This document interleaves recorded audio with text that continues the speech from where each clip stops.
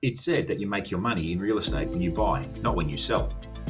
And a great way to do that is by finding undervalued suburbs in Melbourne. This is Tony Harrington, and he is the founder of Your Property Investing. For 20 years, he has been investing in real estate and providing his qualified investors with a turnkey capital growth property investment solution. Today, we will be looking at some of the suburbs in Melbourne that Tony's research has found to be undervalued compared to their neighbouring suburbs. As with any type of investing, Tony is a strong believer that you do your own research and due diligence.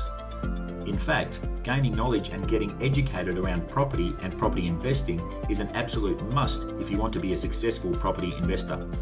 So, using Tony's vast experience in the Melbourne property market, let's have a look at what is possible if you're willing to take action. Back in 2005, Tony bought a 2-bed, 2-bath, 1-car apartment in Richmond, just 3 kilometres from the city, with views over the Melbourne CBD and the world-famous sporting mecca, the MCG. Across the street, all of the buildings had a heritage overlay, meaning the views would never be built out.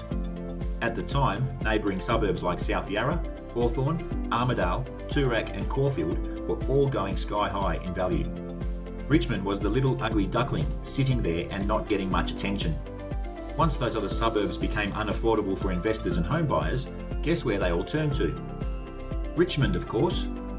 All of a sudden, prices started to rise and 2-bed apartments have since increased in value from around $450,000 to anywhere upward of $750,000 to $1 million. Tony's investors did a similar thing in Thornbury and Northcote just a few years ago. The ugly duckling suburbs are the ones you should be on the lookout for. So here are 3 potentially undervalued suburbs in Melbourne that Tony considers could be the ugly duckling like Richmond was. Suburb 1, Albion. It is close to Sunshine, the airport rail loop, and only 17 kilometres from the Melbourne CBD. Older houses are usually on larger blocks, and gentrification is happening in many streets. With 2 primary schools and plenty of sporting grounds, Albion is ideal for families.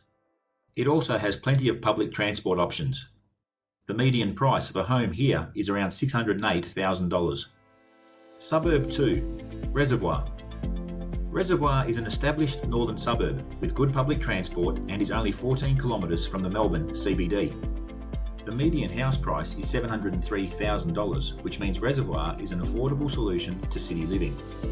This undervalued suburb in Melbourne is in the centre of what we call the middle ring, where many investors have seen substantial capital growth on their townhouse investments. Suburb 3, Fawkner. Fawkner is between the Western Ring Road and the Hume Highway. It is close to Coburg and Moonee Valley, both of which are billion-dollar-plus development suburbs.